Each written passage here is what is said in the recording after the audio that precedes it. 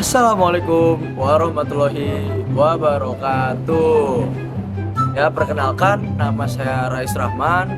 Saya dari Fakultas Dirosat Islamiyah, Prodi Dirosat Islamiyah dengan NIM 1122060000125. Dan saya Ken Nafal Salim dari Fakultas Dirasat Islamiyah, Prodi Dir Islamiyah dengan NIM 112206000000130.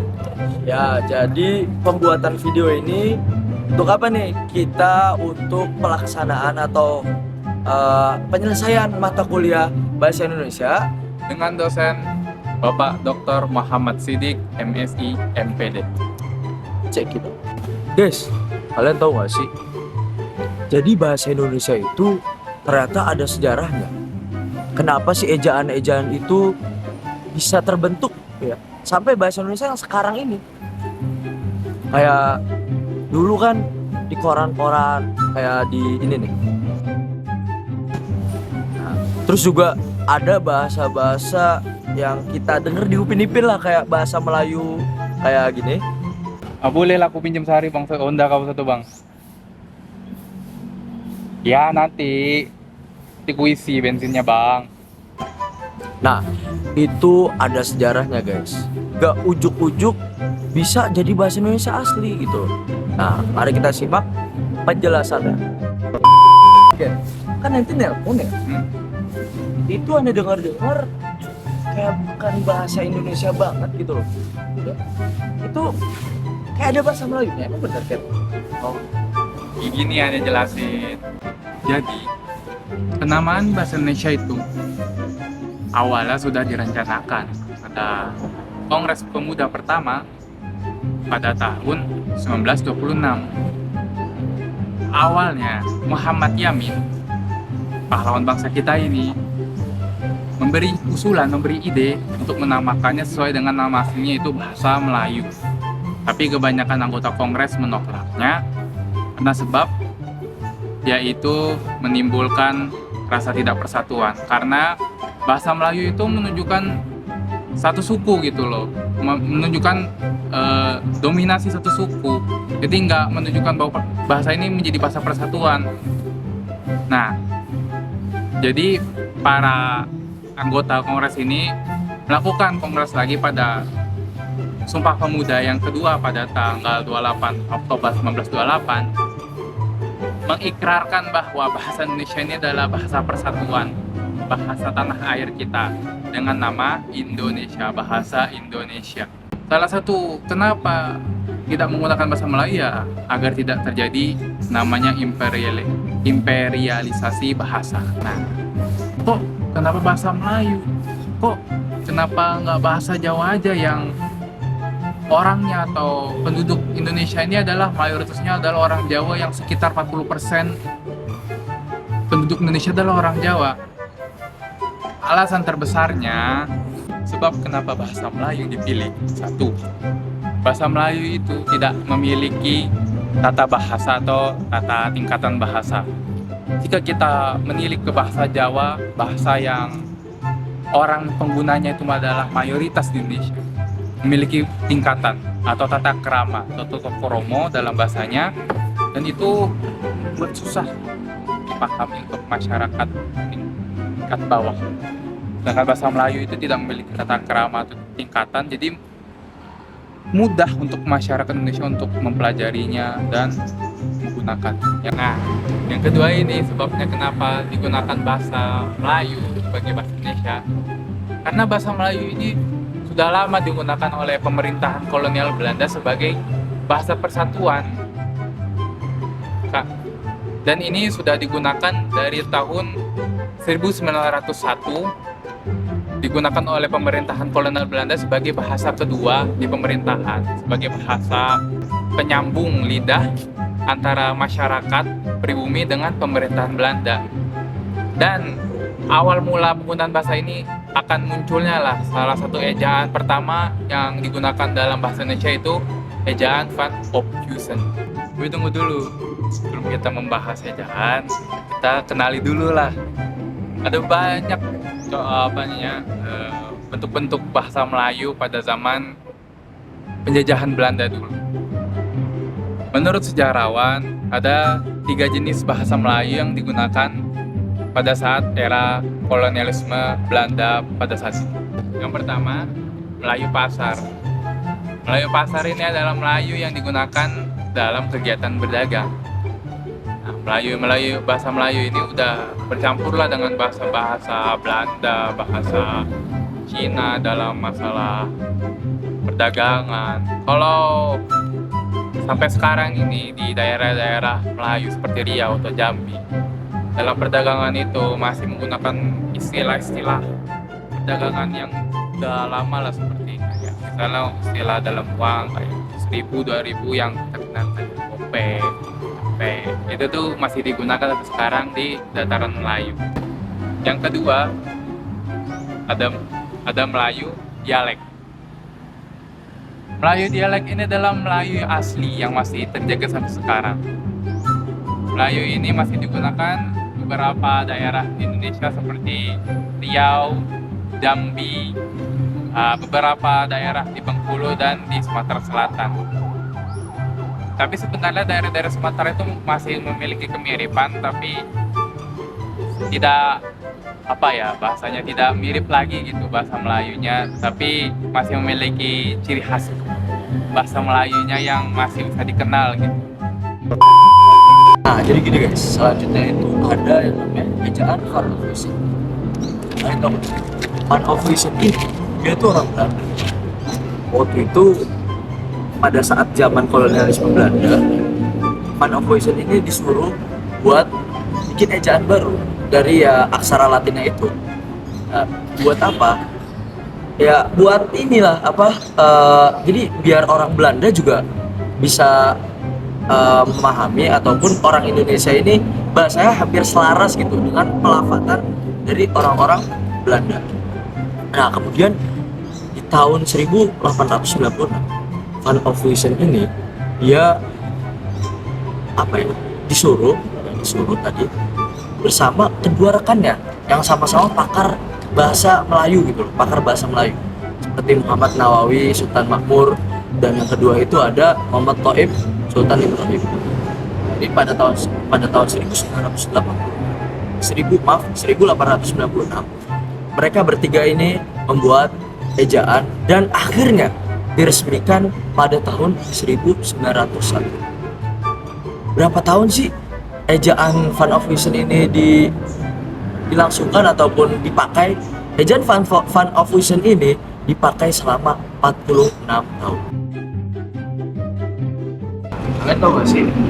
Jadi pada tahun 1910 ini Van of Wissem dia membuat buku judulnya Logat Laut.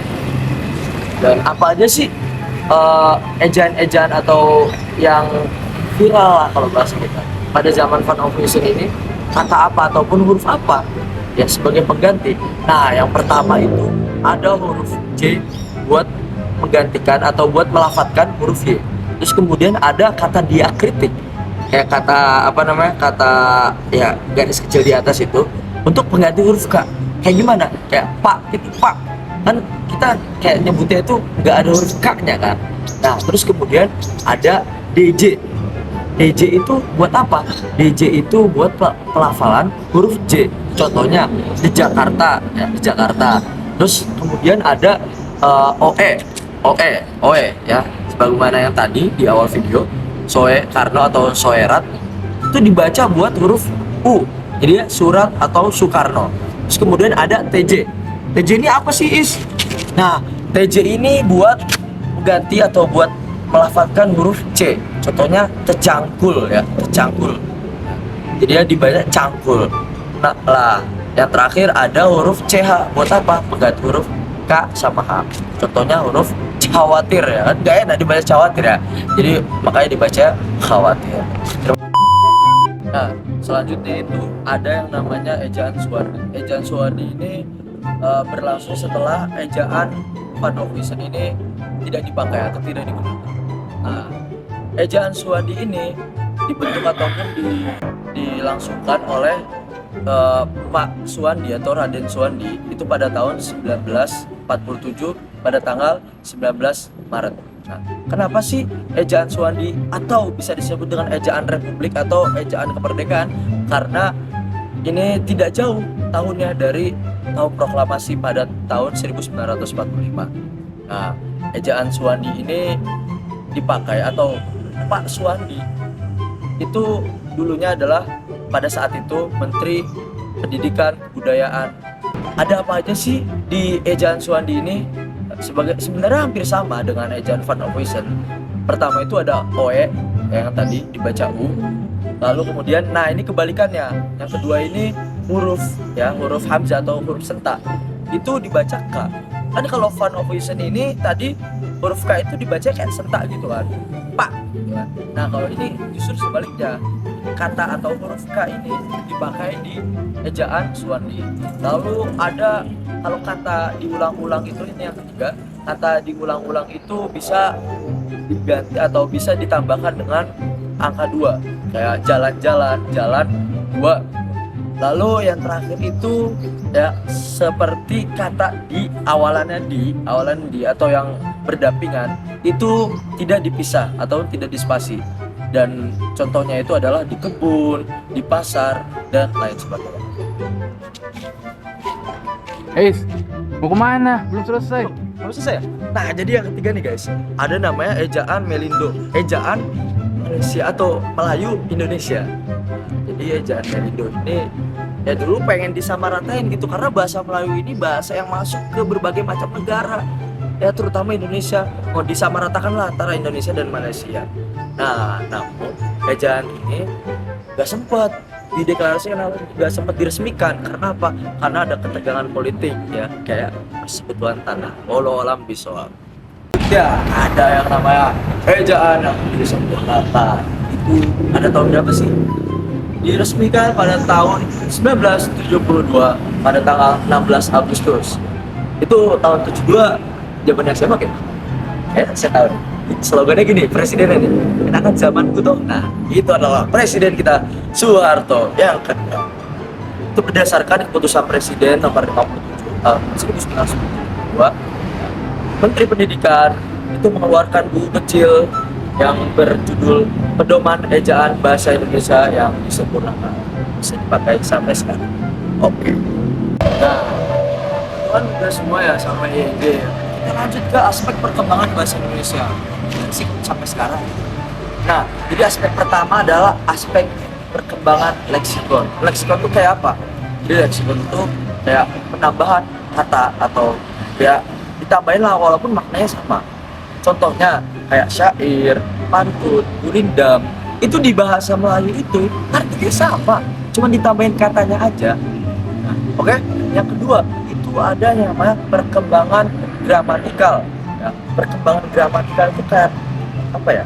Tata bahasanya itu berubah-berubah gitu loh. Kayak contohnya kayak pukul 06.30 ya, 06.30 itu kita bisa menyebutnya dengan setengah 7, ataupun kalau di daerah-daerah lain, daerah-daerah pedalaman atau daerah Sumatera ke sana, itu bisa menyebutnya dengan jam 6.30. Lanjut yang ketiga adalah ada namanya perkembangan semantik. Itu entah itu penyempitan makna dan bisa juga dengan penambahan makna.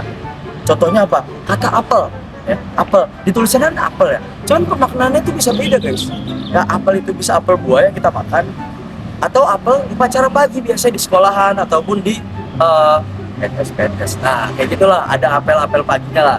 Nah, yang keempat ada perkembangan fonologi atau ya fonologi lah, tentang bunyi-bunyiannya ya. Itu gimana tuh Is? Nah, jadi fonologi itu kayak sebab itu sebenarnya tata bahasa atau kata-katanya itu sama kayak yang di syair, pantun, dan itu sebenarnya sajaknya itu sama-sama, walaupun nanti ada ilmu lainnya yang bisa AB ataupun AA B. Nah, cuman di sini bunyinya beda. Kayak pantun kan nggak mungkin pantun dulu jalan-jalan ke pasar minggu, kan nggak mungkin. Nah, jadi di situ ada perkembangan bunyi-bunyiannya. Oke, itulah ya sejarah singkat gimana bahasa Indonesia bisa sampai sekarang ya Ken ya. Iya. Nah, itu. Jadi kita perlu tahu bahwa Indonesia ini juga punya sejarah dalam perkembangan ejaannya bisa sampai sekarang gitu. Nah, jadi Cukup sekian ya Ken ya. Cukup sekian. Iya, kalau ada salah mohon dimaafin ya, Ya, Pak. kalau kurang. Iya, kalau ada Mohon kurang, mohon maaf banget Pak karena kita gak punya videografer Pak. Iya. Ya, oke. Oke, terima kasih. kasih. Wassalamualaikum warahmatullahi wabarakatuh.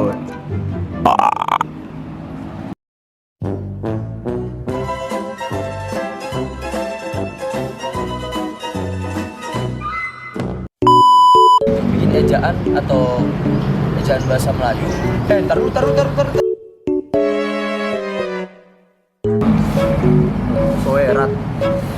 Surat ya, nomor 56 ya pada tahun 1972. Bener gak sih?